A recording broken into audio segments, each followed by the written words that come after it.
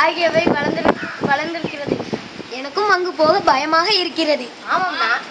நான் அங்கு சென்றால் கூட என் காலில் முட்கள் குத்துகின்றன. ஆமாம், நானும் பார்த்தேன். எனக்கும் அங்கு போக பயமாக உள்ளது. இதற்கு என்ன செய்யலாம்?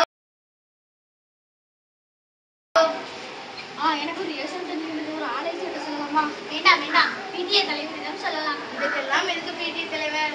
வேற என்ன செய்வது? நம் வீட்டில் செய்யணும்னா நாம் தானே பிடிக்கணும். ஆளுத்தா பிடிங்க சொல்லிடும். நம் வீடு மைதான பள்ளி நாமே சரி பண்ணலாமே.